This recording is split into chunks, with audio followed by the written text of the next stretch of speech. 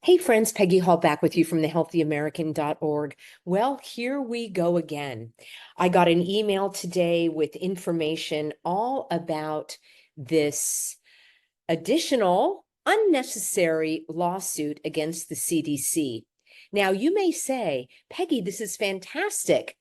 The Stand for Health Freedom and doctors Paul Thomas and Kenneth P. Stoller are suing the CDC, stating that the agency's failure to test the cumulative effect of its vaccine recommendations for children violates federal law and children's constitutional rights. And there are plenty of people, well-intended people, that are erroneously applauding this. Let me explain.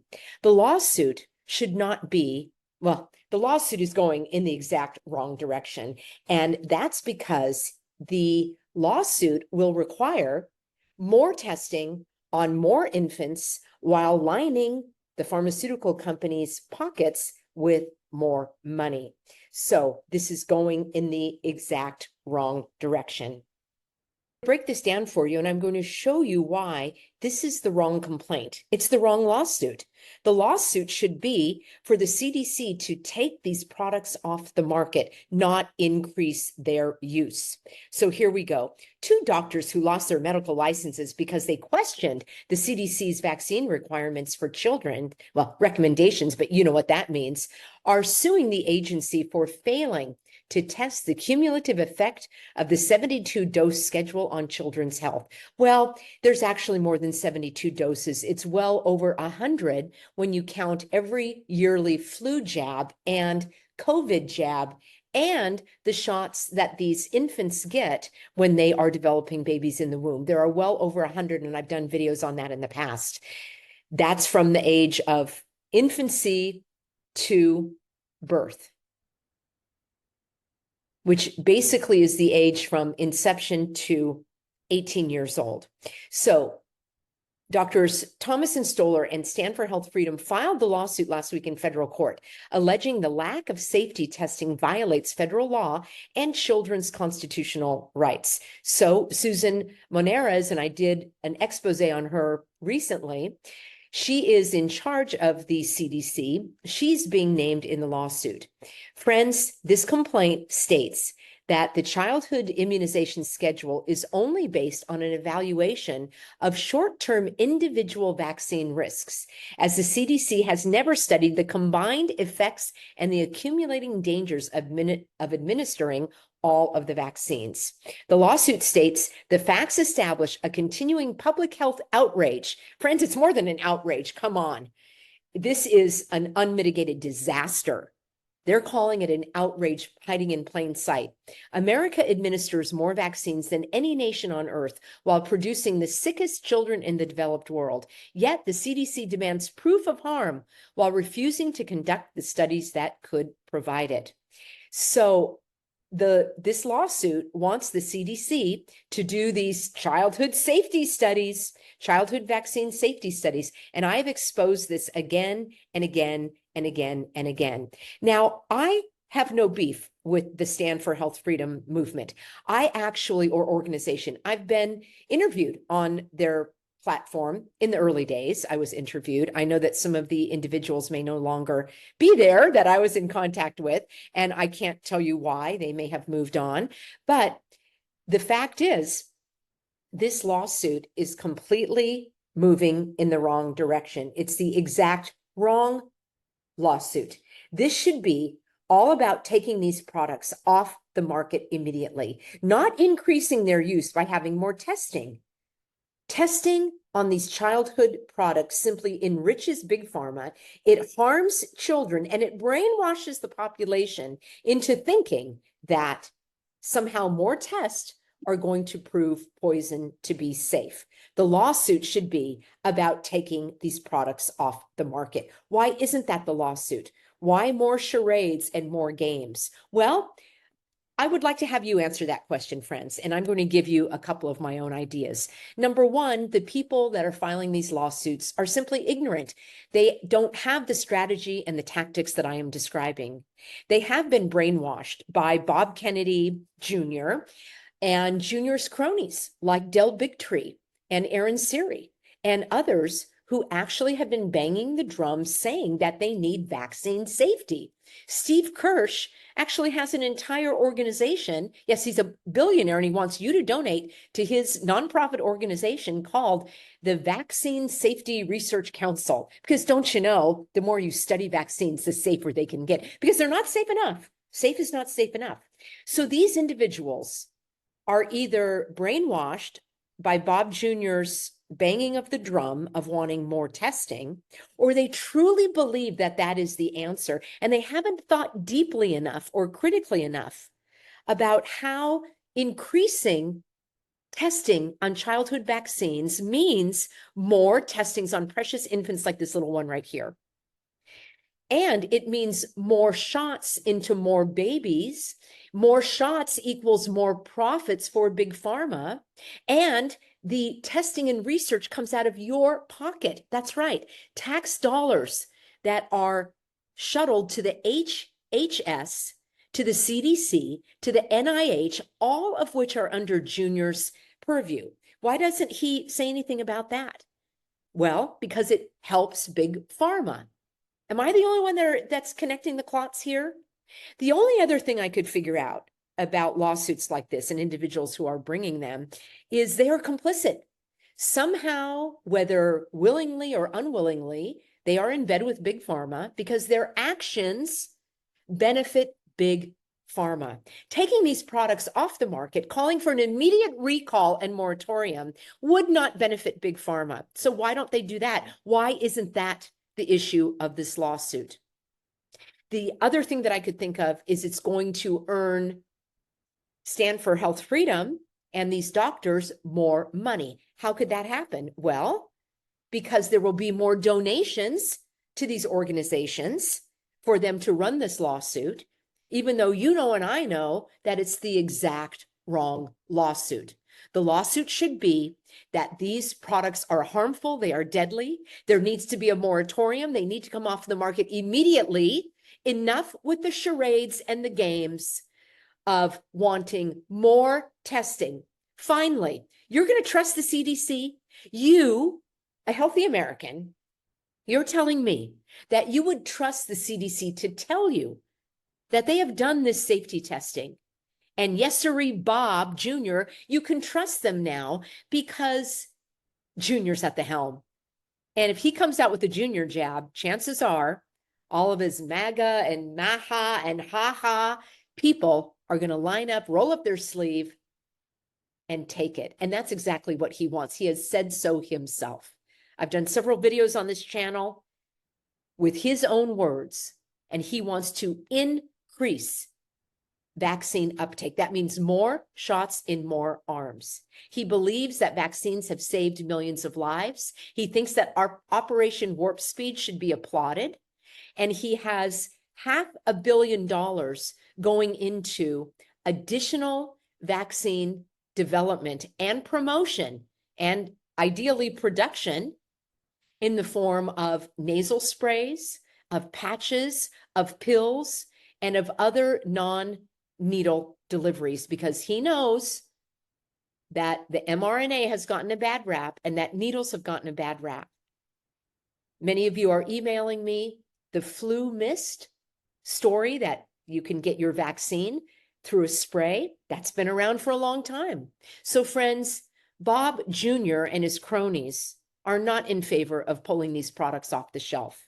If you or someone you know someone at the Stand for Health Freedom, and you would like to set them straight, and perhaps they could amend their complaint to no longer say that they want more testing, meaning more jabs and more profits for pharmaceutical companies, but that they want these products pulled off the market immediately.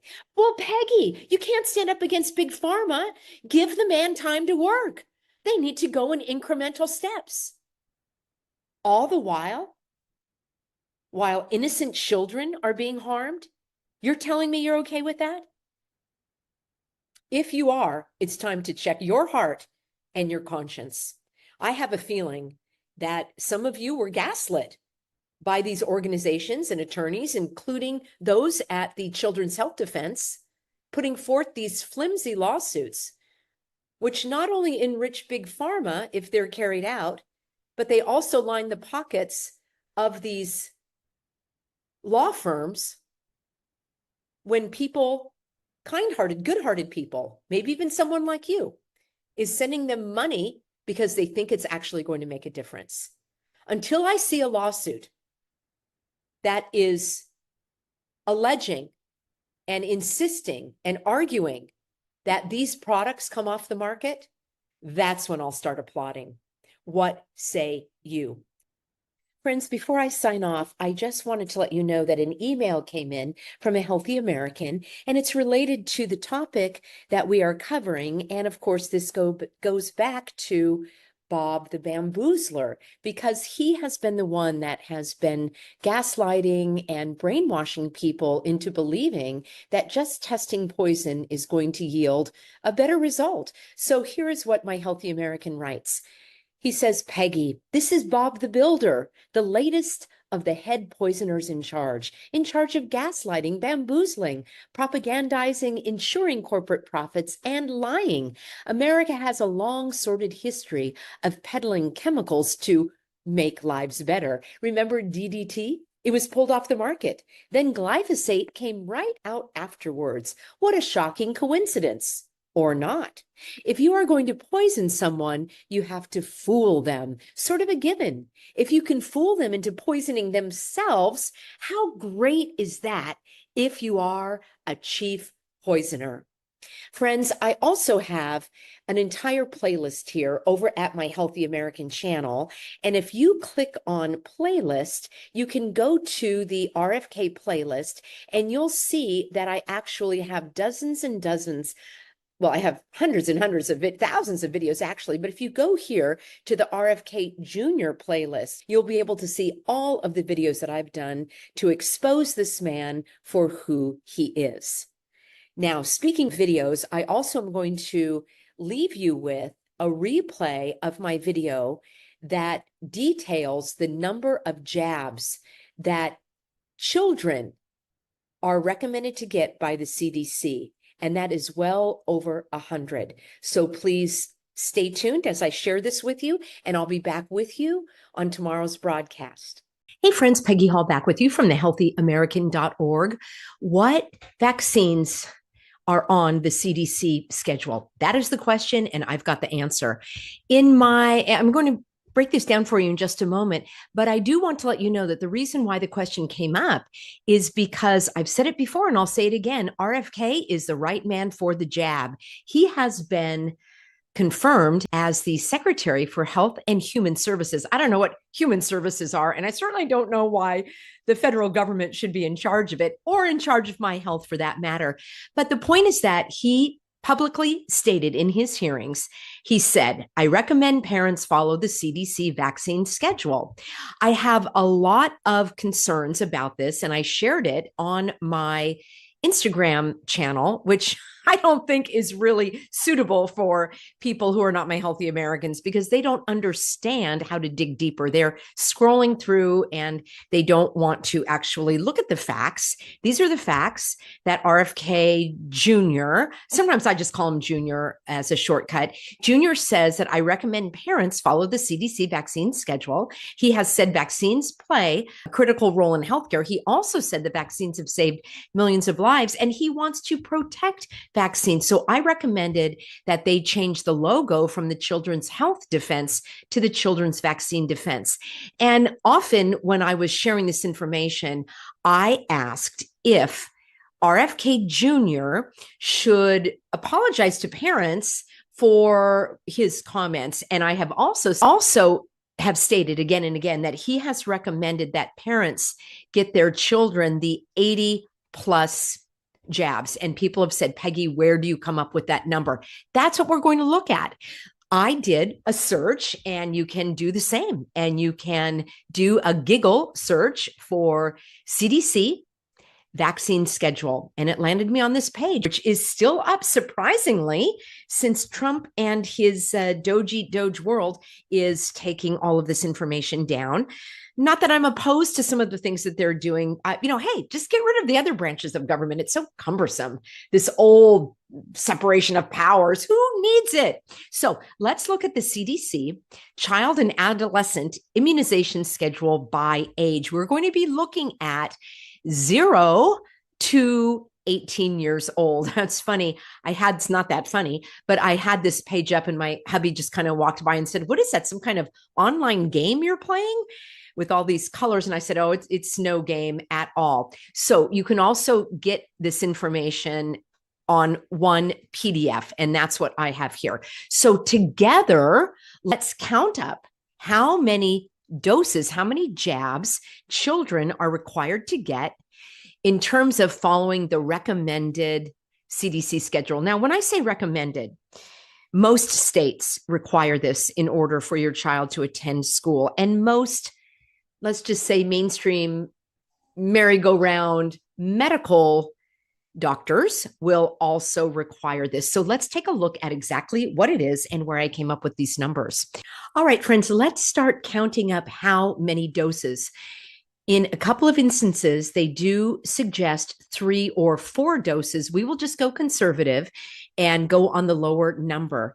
And there are also some of these shots that babies get if their mother gets jabbed during pregnancy. We're not going to count those right now, but just know that those could increase the total number of shots. So we're going to look at first birth through 15 months because that's what this chart shows us. And then we are going to look at 18 months to 18 years.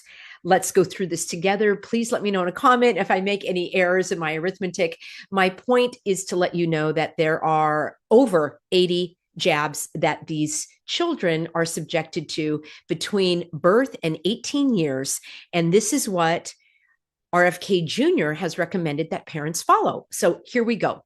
1, 2, 3, 4, 5, 6, 7, 8, 9, 10, 11, 12, 13, 14, 15, 16, 17, 18, 19, 20, 21. We're going to leave the COVID and flu shots to count separately, and I'll tell you why in just a moment. 22, 23, 24, 25. Let's continue. 26, 27, 28, 29, 30. 31, 32, 33, 34, 35. All right, so we're at 35. Let's add in now the COVID shots. They recommend 1 or 2 per year. Let's just go on the conservative side. You can see right here, and we will count 1 per year. So that would be 18 added to 35. Now we're at 53. Now let's also be conservative and just add 18 of this first type of influenza. So we'll add 1 shot annually, and that will bring us to 71. That's 53 plus 18.